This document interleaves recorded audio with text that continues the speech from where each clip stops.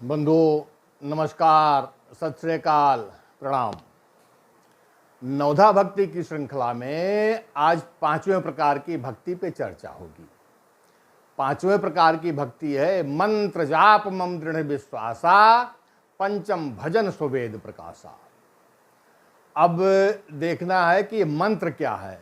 भाई श्लोक, छंद, बड़े बड़े विनय के पद ये सब रचे गए हैं, तो मंत्र की आवश्यकता क्या पड़ी और मंत्र हैं क्या। मंत्र मनः तारयति इति मंत्र, जो मन को भी तार दे वो मंत्र होता है। मंत्र की शक्ति आप ऐसे समझिए जैसे किसी ऑफिस में एक ड्राफ्टमैन होता है। एक कुशल ड्राफ्टमैन का काम होता है कि 10 पेज के मैटर को वो 5-6 पेज में, 4 पेज में लिख देता है। लेकिन सबसे बड़ी उसकी खासियत क्या होती है कि कोई भी विशेष बिंदु छूटता नहीं है। यही हाल मंत्रों का है। बहुत ज़्यादा बड़े बड़े श्लोक बहुत पढ़ने और उनसे विनती करने से जो फल मिलता है उससे कम मंत्रों से ही उससे ज़्यादा मिल जाता है। ये वैसे तो मंत्र मोटे मोटे तौर पे 3 प्रकार के होते हैं। वैदिक मंत्र हैं, तांत्रिक मंत्र हैं, साबर मंत्र हैं।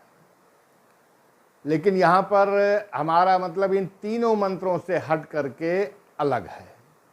अलग ये है कि हमारे जो भी देवी देवता हैं उनका जो नाम है उसमें अगर नमः कर दिया जाए, जोड़ दिया जाए, वही एक मंत्र बन जाता है।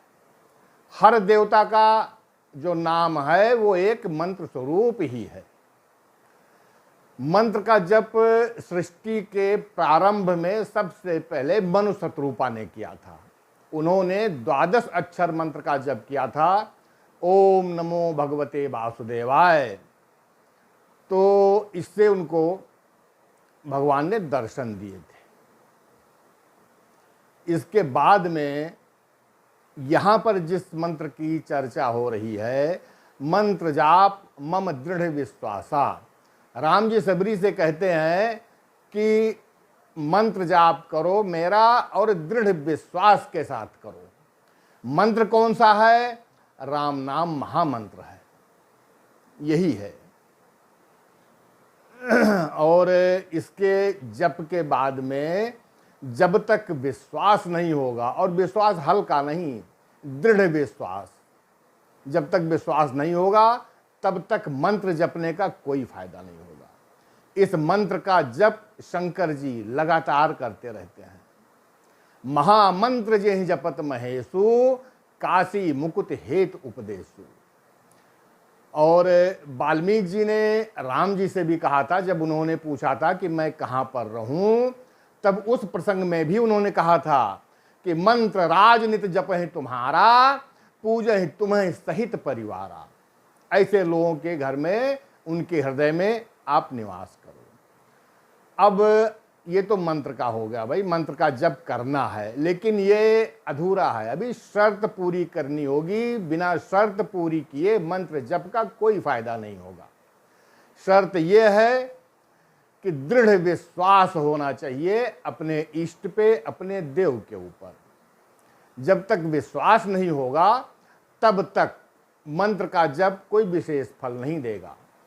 और यही वो बिंदु है जहां पर हम पूरी तरह खरे नहीं उतरते हैं। हमारा विश्वास अधकचरा होता है। ऐसे समझ लीजिए, अगर हमें कोई मुसीबत, परेशानी या शारीरिक व्याधि कुछ है, हमें मुक्ति चाहिए। एक दिन हम चले गए शनिवार को शनिदेव के यहाँ, थोड़ा तेल चढ़ाया, तिल चढ़ाया। इतवार तक हमने इंतजार किया और उसके बाद में सोमवार को पहुंच गए शंकर जी के यहाँ। दिन भर भी इंतजार नहीं कर पाएंगे कि मंगलवार को हनुमान जी के यहाँ पहुंच गए। और अगर इस बीच में हमें कुछ मनचाहा फायदा ना हुआ तो वीरवार को वीर वाले बाबा जो बैठते हैं दरगाह पे पहुंच जाएंगे। संयोग से अगर कहीं इतने दिनों में वो काम हो गया तो हमारी श्रद्धा अपने देवी देवताओं से हट जाएगी और सिर्फ हम ये मान लेंगे कि ये सब जितने हैं ये वो काम नहीं कर सकते हैं जो पीर बाबा करते हैं। सच्चाई ये है कि पीर बाबा का, दरगाहों का इतिहास आप खंगालिए, पता कीजिए, तो उनकी सच्चाई का पता चल जाएगा। अब आती है बात विश्वास की। विश्वास कैसा होना चाहिए? विश्वास एक राम नाम को, तुलसी ही बहुत भल लागत, जग जीवन राम गुलाम सो। विश्वास एक राम नाम को, ऐसा विश्वास होना चाहिए कि राम के नाम के अलावा और कुछ भले न लगे और कुछ अच्छा न लगे। बिनु विश्वास भगत नहीं, तेहि बिन द्रवहि न राम। राम कृपा बिन सपने हो, जीवन लह विश्राम। जब तक विश्वास नहीं होगा तब तक भक्ति नहीं होगी, और जब तक भक्ति नहीं होगी तब तक इस आवागमन के चक्कर से विश्राम नहीं मिलेगा।